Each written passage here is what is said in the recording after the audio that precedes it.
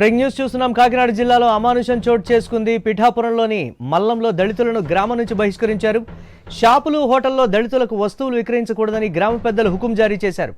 ఈ నెల 16న కరెంటు షాక్తో దళిత యువకుడు మృతి చెందాడు. మృతుడి కుటుంబానికి న్యాయం చేయాలని దళితులు అంబేద్కర్ విగ్రహం వద్ద ధర్నా నిర్వహించారు. చెయ్యని తప్పుకు నష్టపరిహారం ఎలా ఇస్తారని గ్రామ పెద్దల సమావేశమయ్యారు. దళితులకు ఎలాంటి వస్తువులు విక్రయించొద్దని ఆదేశాలు జారీ చేశారు. మృతుడి కుటుంబానికి న్యాయం చేయమని అడిగినందుకే గ్రామ బహిష్కరణ చేశారని దళితులు ఆవేదన వ్యక్తం చేశారు.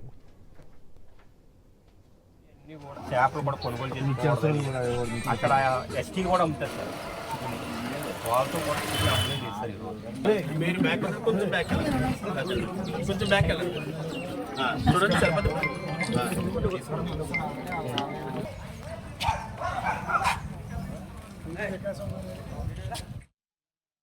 చిన్న సమస్య జరిగిందండి. కుర్రాడు లైన్మెన్ పని చేయడానికి వెళ్ళాడు. అక్కడ చనిపోయింది. చనిపోయిన దాని మీద పోరాడారండి. పోరాడితే పెద్దల తీర్మానంగా కొంచెం అమౌంట్ ఇచ్చారండి.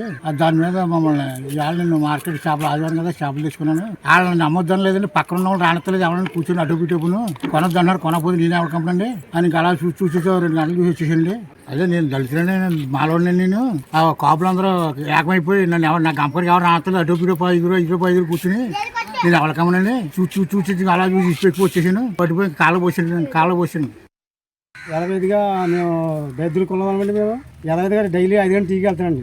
ఎలాగెళ్తున్నానో అతను కాపులు పట్టలేండి. అది ఎలాగెళ్తున్నాయి అదే వెళ్ళి కూర్చున్నానండి. కూర్చుంటే చంద్రరావు నా పెద్దలు టీ కానీ టిఫిన్ కానీ వద్దన్నారు. నువ్వు వెళ్ళిపో, నువ్వు కూర్చున్నా టీ అన్నారండి. అంటే వచ్చేసానండి. మా ఊరిని కరెంటు దాకా చచ్చిపోయింది. ఇవాళకి 5 రోజులు అవుతుందండి. అది పెద్దల మయంగా పెట్టి గొడవ చెట్టు మీద తేల్చేయరండి. అది మరి వాళ్ళు మనసులో పెట్టుకుని ఏమనుకున్నారో ఇవాళ మాకు ఇవాళ వెళ్తే టీ అట్టే వద్దని